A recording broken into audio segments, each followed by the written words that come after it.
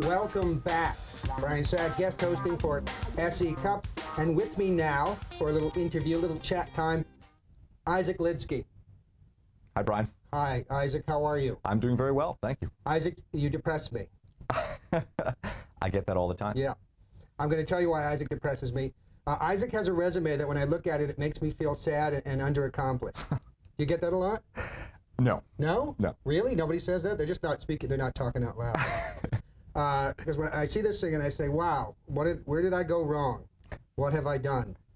And I'm just going to run through some things. Okay. I find it all very interesting. Sure. I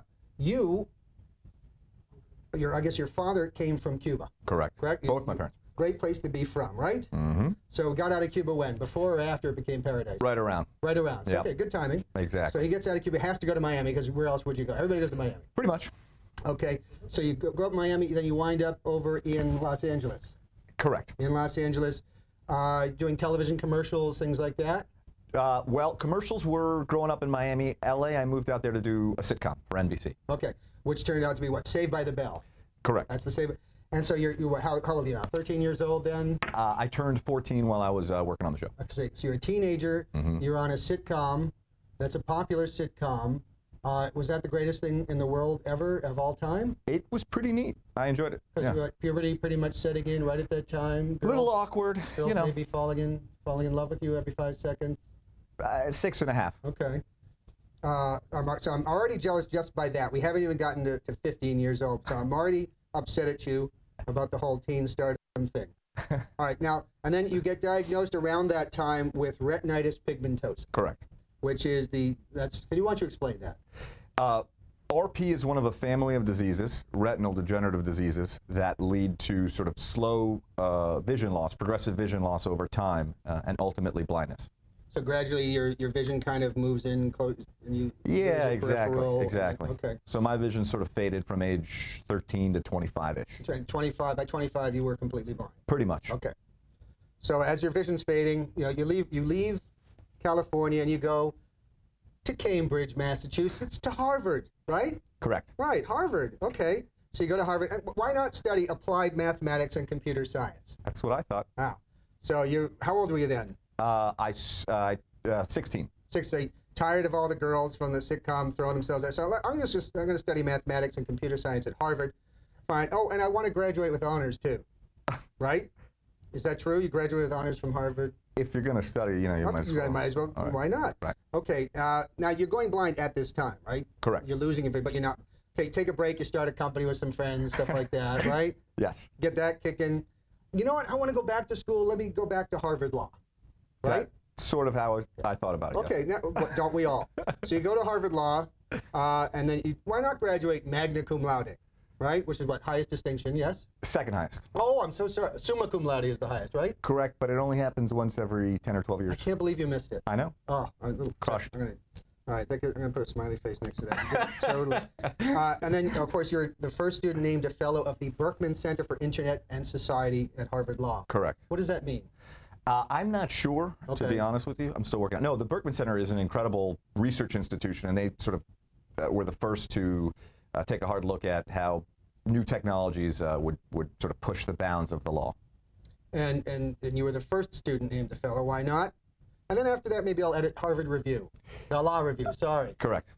Is that what, did Barack Obama edit that too? He is an alum of the Harvard Law Review. But you weren't there, not at the same time. We did not overlap. No, you didn't know, so you have no juicy stories. No, alas, no. No, okay. And then you felt like going to the Supreme Court, maybe clerking. That had long been a dream of mine. Yes. Mm-hmm. So why not realize that dream too? I mean, we've already been on a sitcom as a teenager. We've gone to Harvard Law, started a company, edited the prestigious Legal Review. Why not? I'm going to go clerk for Sandra Day O'Connor. Correct. And Ruth Bader Ginsburg. Also correct. Okay, now Sandra Day O'Connor, I read about her. She's a workhorse. She remains very active and does a ton. What's that like, working the Supreme Court? Is it really solemn? Or I mean, is every day at the office kind of grim and quiet and hushed? Or is it just kind of very exuberant and excited? And more the latter. It really, believe it or not, it's a very fun place to work. It's really it's a very small institution. There aren't that many people in the building, and it's really kind of like a family. And the clerks get to come in for a year and, kind of, raid the cookie jar. And what kind of hours do you work when you're clerking? A lot. When you're not sleeping, generally you're working. So you don't really have a social life or anything. But you already did that when you were 13, 14, right? It is worth sacrificing a year of your social life to have that experience, without a doubt. And then, and Ruth Bader Ginsburg, I guess I'm not going to ask you to tell me who was your favorite. I guess that wouldn't be nice. I thoroughly enjoyed working for each of them. I will say that Justice O'Connor is the one who hired me, so of course I'm a little partial. Right. And so they decide who they're going to hire. And the justices do, exactly. And as a retired justice, Justice O'Connor follows the tradition of loaning her clerk to an active justice as well. Okay. So that's why I sort of had double duty. And she actually just yesterday, Ginsburg was the lone dissenter in a Supreme Court case. It was 8-1 that the cops can come and kick down your door knocking if they at have the a house. hunch. Yeah. Without a warrant. What do you think about that? You know the Constitution. I'm not going to comment on that. You don't want to comment on that? No. I will say I think that your summary of the holding is slightly inaccurate. Slightly inaccurate? Mm-hmm. So you don't, I mean, I'm not going to challenge you because I just saw that you went to Harvard Law School. All right. Then you leave the Supreme Court. That's got to be a pretty good thing to have on your resume. It's an incredible experience. And you then work, you're a lawyer here, and then you were a lawyer in London briefly. Correct. Well, London first, then here. London first, and so you're just practicing, what, your appellate law? Was that your thing? Appellate litigation, So correct. a lot of appeals cases? Yep. Any favorites? Any favorites? Well, I think my favorite appeal cases probably came from a bit earlier in my career when I was working for the Justice Department. Right. Representing the United States is a pretty cool gig. Are there any cool stories from that? Any cool stories for that? Not super quick and short cool stories, but there were plenty of cool stories. Yeah, I mean, I was, well, I'll tell you one story.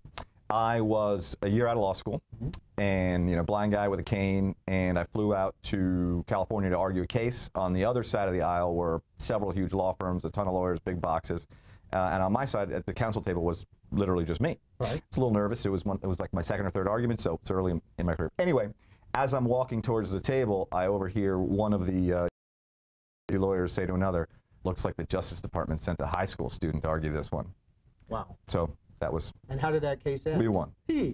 So you taught them a lesson. And why wouldn't you win? They billed a lot more. Looking at the resume, why wouldn't you win? They billed a lot more, though.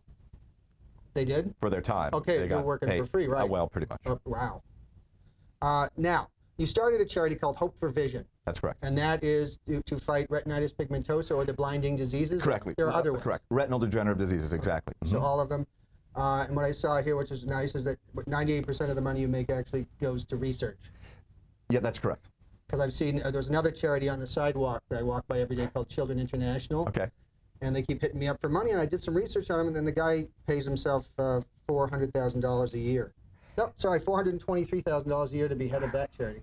And I thought, you know what, I don't think I'm going to be donating to that charity anytime soon. He may be terribly effective. I never saw fit to pay myself a penny. So. But Hope for Vision now, so you're raising money for research. And Correct. I mean, what's the state of research right now on the blinding diseases? It's incredibly exciting. They have proof of science, even success in human clinical trials on several avenues of treatment. So they've literally restored vision in patients with gene therapies, with some chip technologies and sort of artificial retina and all this stuff. So in the next 5-10 years, we will literally see treatments for blindness. So that's fairly recent then that all this has happened. Well, I mean, it's the result of several decades of research. But yes, scientific progress tends to kind of have an exponential return at the end, and we're really getting to the point where the science is moving from labs to clinics, and it's very exciting. And you got a Braille Award for, I guess, for your involvement with that. I did, Braille yeah. Award. Of course, what more awards for the shelf? Speaking of Braille, I have a question for you. Okay. This I'm holding in front of me. This is the most amazing thing I've ever come across. Okay. It is a copy of Playboy. Okay. It is in Braille. Right. I was working in a hospital on a commercial. It was an abandoned hospital. They had a box filled with these things, and I took one, and I'm showing the viewers right now what's actually inside. It's all Braille. It's all Braille, and I do not know if we are looking at naughty pictures or articles. Do you read Braille? A bit. Can you just give me one page and tell me? Now, I'm a married man. Yeah, absolutely. No, this isn't cheating. This and is a father. You're researching. You also know I can't touch it without basically seeing it. Yes. So you're afraid it's going to say, let's say something dirty? You know, I don't want to be inappropriate here. You know, my wife's next door, and See, I've waited all these years with this thing in my closet to find somebody to ask what's in here. am I the first blind guy you've hung out with? Pretty much. Okay. And you're giving me a no. All right. I'll feel it. Yeah. Just, just some. Is it words? What is it? Does it say she's standing in a pool of water? I feel this thing here. She got, there's suds on her. What's going on? It's not a pool of water. Lace. It's an I'm gonna article. just leave that aside. Is it an article? Or It's an analysis of Reagan economics. Really? No. Oh. No. I'm never going to know, am I? All right. Well, now that we've gotten the Playboy out of the way, Happens all the time, by the way. Speaking of Playboy, you've got triplets. You had natural triplets. Naturally conceived. Why triplets. not natural triplets? Yeah. Okay. Just natural. And I just learned actually in the lobby that the two boys are actually identical twins. Phineas and Thaddeus are identical twin boys, and Lily Louise is our lovely daughter. So you have triplets, Yeah. two of whom are identical twins. I mean, what are the odds of that? You probably know. If we're going to chat about my kids, you're really making me miss them. I wish they could be here with us. Well, you know what? I can make that happen.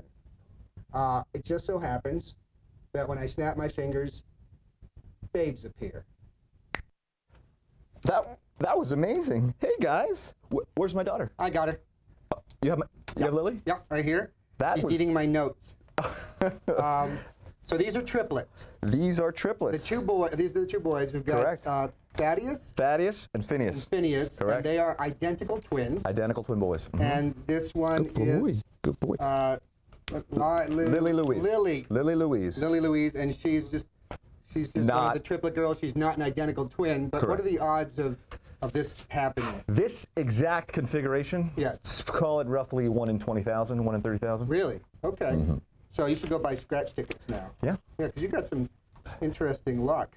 We are extremely blessed to have these three. Now, I have some questions that I put it out there in cyberspace, asked a few questions. What questions do you have for a guy who was blind and just had triplets? Internet's Googles. And Mike said, I don't know, but I'm sure it's a country song. But I do have some questions that are actually pretty. How do you change diapers? Carefully. Carefully. It's Dorothy and I, my wife Dorothy and I work together to make sure everything stays in the same place. I know where all my supplies are. You do it on the floor? No, we have a changing You have a table. changing table? Occasionally it gets a little messy. Yeah. But we figured it out, right, guys? Do they, being triplets, do they tend to kind of do their business at the same time? No. They're not. So they're not programmed to No. just all. So, No. so it's staggered throughout your day. You've got 30,000 diaper changes. You do. In the More or beginning, less. we would feed them every 3 hours. Uh-huh. So it's 8 times a day times 3 is 24 times a day. Feed and change. Wow. Yeah. That's kind of like buddy, a full-time no. gig. No, okay, you can eat my notes. Eat my notes. Oh, Go it's ahead and Lily. eat my notes. That was from Maya, that question. We've got Sarah is asking, how is he going to be able to tell them apart? That's a good question, actually. They sound different. They sound different. They have little physical mannerisms that are different. Okay. And Even the boys? even the boys. Okay. Yeah, you can tell them apart. You can tell, so there's Yeah. no problem whatsoever. No problem now. I'm sure when they get a little older, they're going to play Right. tricks on their blind dad, but that's Yeah, okay. you can't wait till they're teenagers, Yeah, right? exactly. We'll get there. Hey. No, buddy. All right, let me see what else. You guys are doing great. Let me see. Do you need help with things, or you can pretty much handle it on your own? You know, I definitely get a lot of help from Dorothy and from my mom and her mom, and we've had a lot of people come help us out. But thank God I'm able to change them and feed them and play with them. I've been home alone with the three of them, and Yeah. right, Lily Lou? Hi. Really? So, I don't know, Isaac. This is pretty impressive. Well, thank you, sir. I'm going to wrap it up. Isaac Lidsky, Hope for Vision. The website is hopeforvision.org. Urge you to check it out, maybe donate some money. So, thank you very much, and we'll be right back. Yeah, Thank you, Brian. It's a pleasure. You're all staring at me. You guys like me, right? You guys like me. Do you like me?